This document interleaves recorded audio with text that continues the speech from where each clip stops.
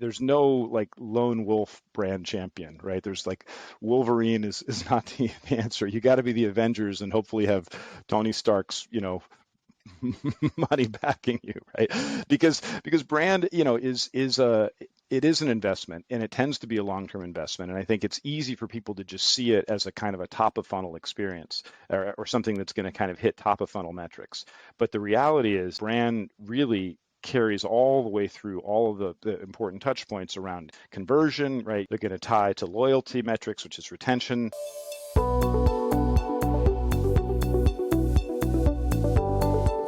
How many apps are founded by a former world champion? Actually, a current world champion. Welcome to CleverTap Engage.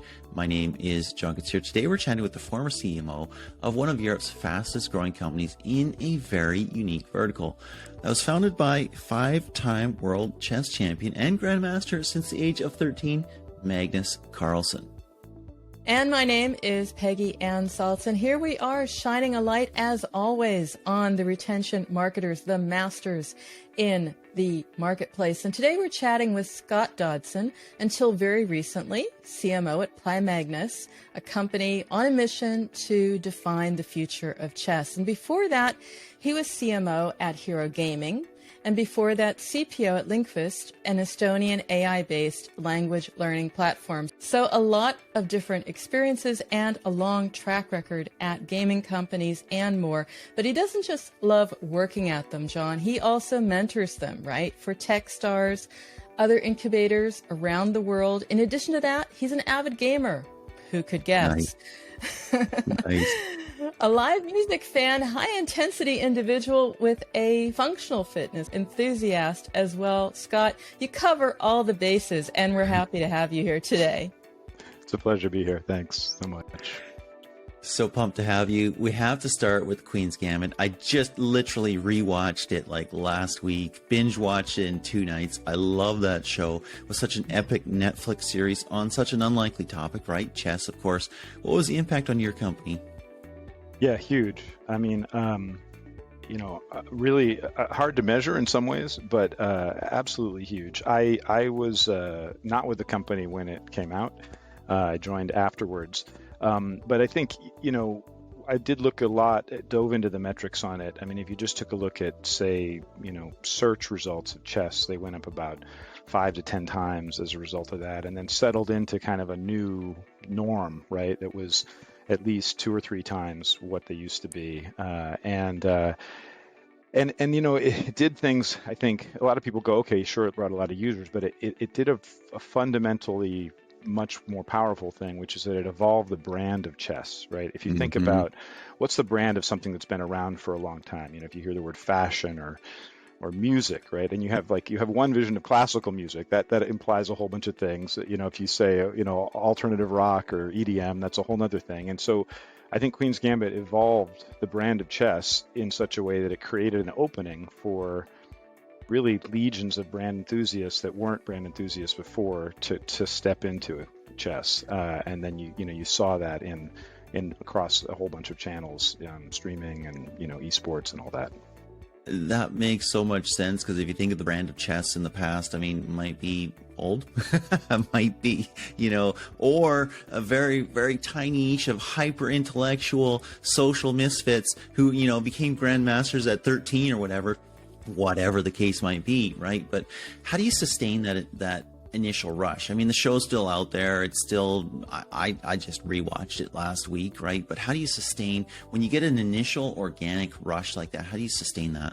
We had the advantage, I guess, as a company of having Magnus, and he was, on the less painfully nerdy spectrum, right, of chess grandmasters, right? There actually are quite a few, very personable and charismatic people, but he was kind of on that. He had worked with some brands before and had a little bit of that, albeit kind of a certain Nordic conservative style, but still he was accessible and to fans. And so that helped. And then at least for Play Magnus, it was a matter of trying to build on that as quickly as we could and find ways to engage those new brand fans in ways that made chess, that perhaps wasn't the same as Queen's Gambit, but brought some of the same values of it being kind of more fast-paced and exciting and dramatic and things like that. And so I think the main thrust of the company was to build something called the Champions Chess Tour,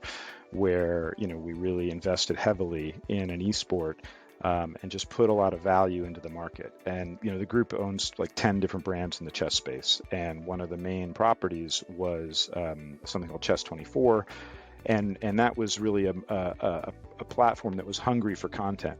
So the initial idea of doing this tour was really literally just to provide content for one of the companies in the group, but then it really took on a life of its own.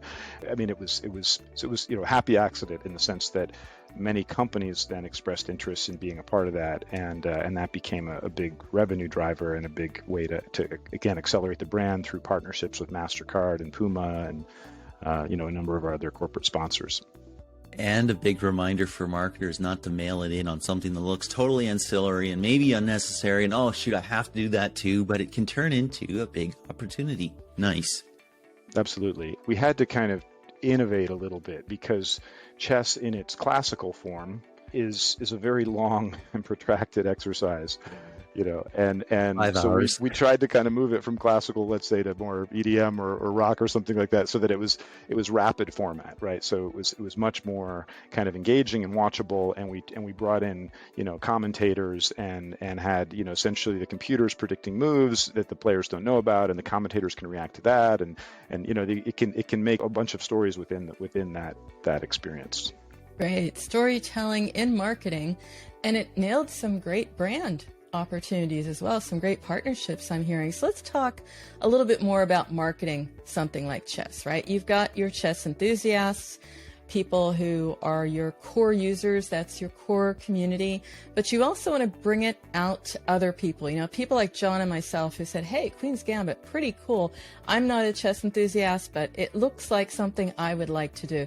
How do you go about engaging this audience of not quite enthusiasts, but potentially great users? I think for us, it was trying to build an entertainment product, rather than a play experience. You said you've watched Queen's Gambit twice now, John, but I bet you've spent a lot more time watching Queen's Gambit than you have playing chess in the recent past, or maybe not. Maybe you're an avid chess player. I would say an infinity more time. Yes. Exactly. So we've realized that for this audience, maybe eventually some of them might find their way to playing the game. But again, if we could build a really compelling entertainment or content experience, maybe it'd be a way to, marketers in general to relate to this, that people could actually engage in that and get a lot of value out of that. And, again, it was somewhat driven by necessity, because the two biggest players in the market were chess.com in the play space, were chess.com and Lichess. And, we did have a play experience, but it was dwarfed by those players. So it made a lot of sense for us to kind of strike out into this new territory and find some areas where these new fans weren't necessarily being served. That makes a ton of sense. Absolutely love that. And making an entertainment experience out of it. I mean, I never would have believed, Peggy, probably 5 years ago, maybe 10 years ago, I'm not sure, that people would be more likely to watch other people play games than to actually play games. And then I saw my kids starting to watch people play Minecraft or watch people play some other game. And I'm going like, why don't you just play the game yourself? And, there's something to watching experts. And I guess they could turn around and ask the same question. Why don't you just, play football yourself rather than watching NFL or play soccer or something like that, right? So it makes a ton of sense. Let's talk about influencers. PlayMag has had a very interesting marketing strategy around influencers, not just working with them, but empowering them to share knowledge in a new kind of marketplace. Can you talk about that, unpack that a little bit for us? Yeah, I learned a lot, actually. I feel like I'm a practicing CMO, like a doctor has sets up a practice. Like I'm always learning and always trying to kind of improve myself. And I'd say that's really the gift that I got out of my Magnus, was really looking at influencers in a much more holistic way. So I think about there's been this evolution in influencer marketing that started with, paid promotions, right? You go, oh, you've got audience. It seems like it matches with ours. Will you promote this product? And I think, that there was some success out of that. And then the next evolution, which is I think where really Play Magnus did a very, very good job, and so did the other players in the chess space, was kind of, co-opting, like almost like full sponsorships or takeovers, or even kind of bringing people on board as employees, right? So finding people who are already brand enthusiasts, creating content around chess in general, or your brand specifically, and then kind of elevating them and promoting them. And so we worked really hard on a number of YouTube channels that were either owned or very very close collaborations with people like, of course, Magnus, but also people like Simon Williams, these other kind of grandmasters that had a good following. And rather, there's always kind of a mix of incentives for the influencer, but in many cases, these were not, it wasn't about paying the influencer a lot of money. It was about providing them a rich source of content and a rich kind of network of other influencers to collaborate with to create great stuff for their audience and build their audience. So now I think where we started to take it, and where I would take it even more, is to figure out a way, and what I kind of brought with me to so if I unpack it, and I'm going to pack it up and take it with me, is basically grassroots, right? Is figuring out how to take people who are already engaged with your brand and incentivize that at a very bottoms up level. So rather than kind of going out and finding, the person with 100K or 1 million or whatever followers, figuring out ways to incentivize the grassroots production, and really giving permission with your brand to kind of let people really take the ball and run with it. And I think you're seeing a lot of these kind of strategies now being very successful. People like Chipotle and EA, these kind of creator squads. And I think some of the newer channels like TikTok particularly offer a lot of opportunity there. It's really interesting to hear you talk about influencers and how you've been activating them, because we've been seeing that percolate back into mass media, really. I mean, as you were talking about providing new opportunities for influencers and providing content for them, I had to think about NFL. Sorry, I'm bringing it up second time here. It's just after Sunday that we're recording this, so I watched like 3 games yesterday. So, I mean, like Eli and Peyton Manning now are commenting on games. I watched a bit of it, right? But they'll watch a game and they're commenting. You don't get the play-by-play. You don't get the so-and-so passed it to so-and-so, so-and-so hit so-and-so. You just get Eli and Peyton reacting to it. And that turned out to be quite popular. There's potentially millions of people who watch just that. That's an influencer model, right? Because they have insider insight, and they have expertise, and they have credibility, and they're bringing their perspective as former NFL quarterbacks to this experience that you're watching. Pretty interesting. I think it's spot on. And if you think about it, it's like it's one extra meta level, right? So we go from, engaging the activity, watching the activity, to watching the watchers of the activity, right? and it was the same model we used. I mean, with the Champions Chess, we took, grandmasters and people who were known by the fans and could actually, or the hardcore fans, and could actually have a really, rich commentary on the play that was going on, and kind of, help guide that experience for the viewer. Amazing, Peggy, how there's so many layers to unpack to potentially how you can use influencers, how you can use influencer marketing, how you can provide stuff for influencers that they want, and that can be a mutually beneficial arrangement. And content at the center of that. I mean, I love what he said, give them permission to go with the brand. That was really key for me there. Influencers are the influencers, but you've got a founder and a co-founder that are influencers as well. So you've got like this great growth loop of influencer marketing, and everyone's influencing and giving permission to go wherever they want with the brand. I mean, that is rare. That's the coolest evolution, or the coolest version of a growth loop I've ever heard of. I was super impressed. I mean, it's one of the reasons I joined the company. It really was one of the other companies in the group that I didn't talk about, but was Chessable. And, Chessable, from a business model, looks like Steam. So I don't know if you're familiar with the video game platform Steam. So there's a really nice kind of engagement loop to Steam, which is, at this point, I've been a Steam customer for a long time, and I have, my wish list. And every now and then I'll get an email that's like, hey, that game you have on your wish list, it's 60% off or whatnot. And I go, Yeah. oh, wow, that's a great opportunity, right? That's a really valuable. I'm really glad that I was given that piece of CRM, right? So I go out and I buy that game. And then while I'm there, I'm like, oh, wow, I didn't know about that game that came out. I'm gonna put that on my wish list and that on my wish list and that on my wish list. And essentially I've got this kind of perpetual buying loop, right? Yep. And it, I'm gonna have to get on my soapbox for just a minute because being in, smaller companies, say up to 250 people, is kind of mostly my bailiwick. A couple of bigger companies, but there's always, often we're talking about investors and investor relations, and ARR is something that's kind of like the holy grail, or one of the holy grail metrics. But honestly, if you look at something like Steam, there's really no ARR in that. I mean, there's no recurring revenue, very little, right? There's a couple subscription products, but basically not. And neither is there with Chessable. But the LTVs in Chessable were over $1,000 a paying user, right? So like, wow, this idea that somebody would pay $1,000 on chess product, right, is kind of, wait a minute, it's a free game basically, right? Once you buy the board, that's it, right? No, because the content's so rich. And then now I'm going to kind of take it to what you were talking about, Peggy, which is, now what's the content that people are most interested in buying, right? They're most interested in buying content's created by their, the people that they're fans of, by Magnus, by these other grandmasters, by, a woman grandmaster or an Indian grandmaster or the youngest grandmaster, or even not a grandmaster, but just somebody who makes incredibly compelling courses and is really, extremely funny and engaging, right?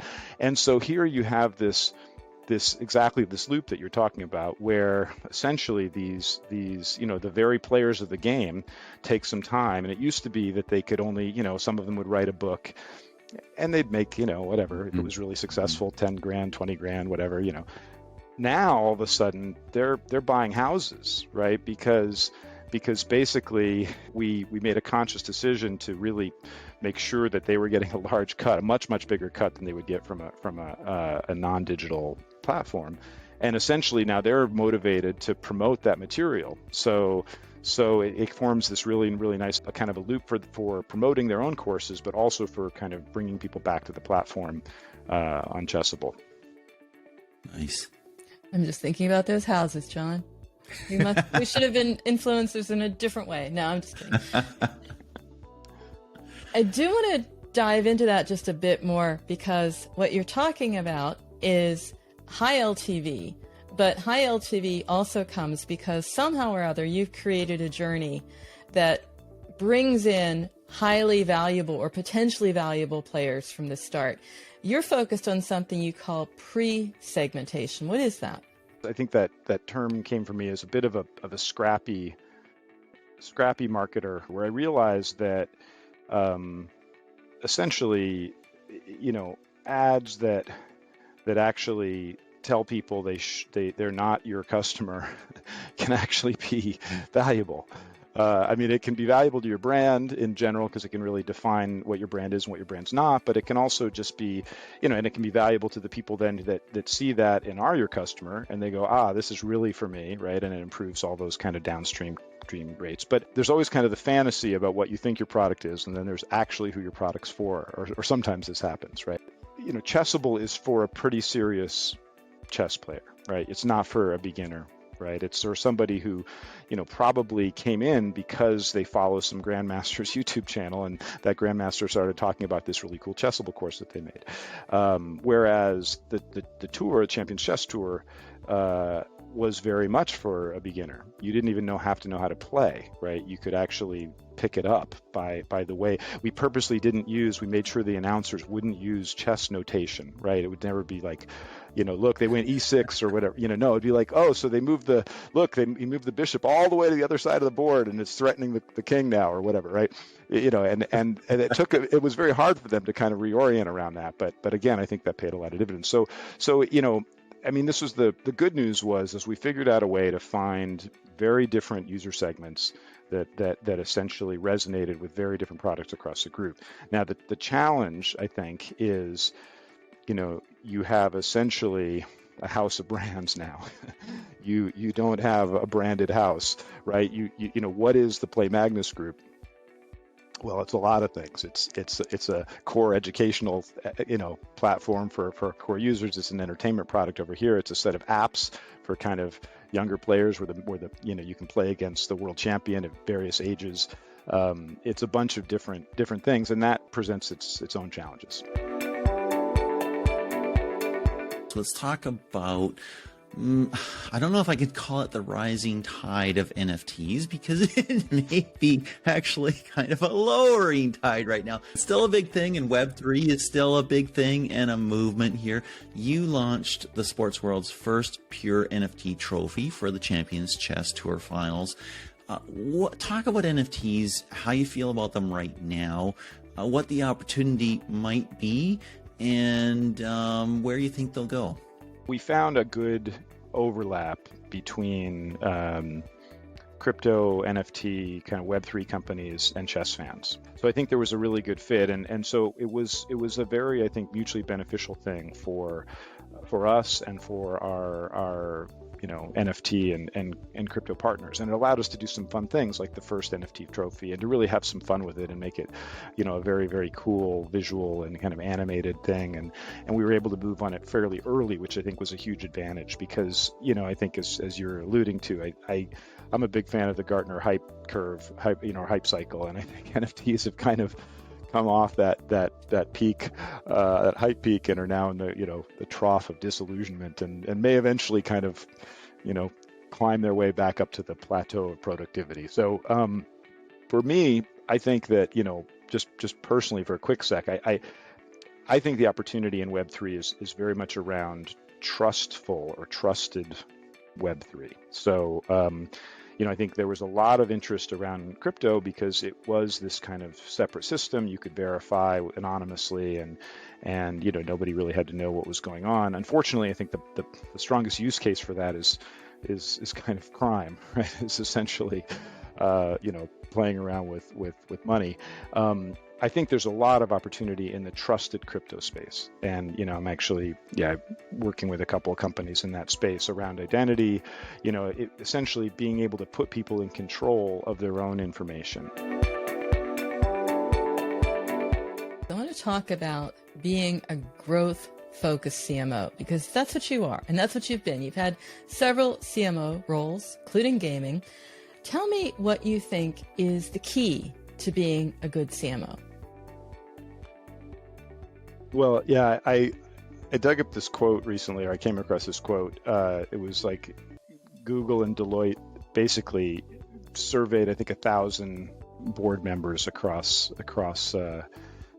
Fortune 500 or whatever companies, and basically their conclusion was like the 21st century CMO is expected to be a marketing miracle worker, an alchemist who combines the classical art of branding with data and measurement, the latest advances in data and measurement, all the while serving as kind of the connective tissue in the C-suite, and being on top of all the changing landscape of digital technology and cultural trends, and shifting consumer expectations. And everybody, of course, has their own cross to bear, and I'm not saying that it's like the hardest job or anything like that, but it's challenging. Marketing is really high pressure. It's really high stakes. It's really high responsibility, right? You're essentially called on to, or trusted, or you earn trust over time to allocate significant portions of the company's budget. And if you're right, great, you build more trust, and then it's kind of like, okay, now what's next? Now do it again. And if you're wrong, then you erode trust, and you have it's one of the shortest lifespans of any C-level hire, right? So I'm not going to say that I've got certainly all the secrets, but I think the first piece is understand your investment portfolio, understand and basically make a case for your investment portfolio. Say, look, I know you need short-term returns, but if I put 100% of my efforts on short-term returns, then it's going to be really hard to continue to pull a rabbit out of my hat. So I need your buy-in that we can invest in some of the more longer-term initiatives that are going to produce the growth in 3, 4, 6, 8 quarters, not just the current and subsequent quarter. So that's the first part, and understanding kind of that landscape. So you've got your short term, your always on channels that are kind of delivering for you. You've got kind of your experiments that get kind of a quick feedback loop, and then you've got to make some long term investments, which look like SEO, it looks like content marketing, it looks like brand. And brand is unfortunately not something that you can kind of set and forget. You have to, I think, keep working, and keep improving that, and keep going out to your customers and making sure that your values aligning, that what your core value you're delivering is what you're communicating in your brand. And then I'd say the second piece is just over communicating. Marketing is it fools you because everything you do is so visible, or at least appears visible to many people. It's easy to assume that people know what you're doing and why you're doing it. And I think that you cannot take that for granted, and you have to over communicate, really both directions, especially upwards, but also downwards, so that make sure your team's aligned. I mean, ideally your team's aligned, but you really got to make sure that you're communicating with the rest of the C-suite and they're on board. And you have to be a wizard, as you pointed out. That's right. And a data scientist. That's right. And an alchemist. An alchemist, a wizard, super successful, always the source of inspiration. That's not hard. I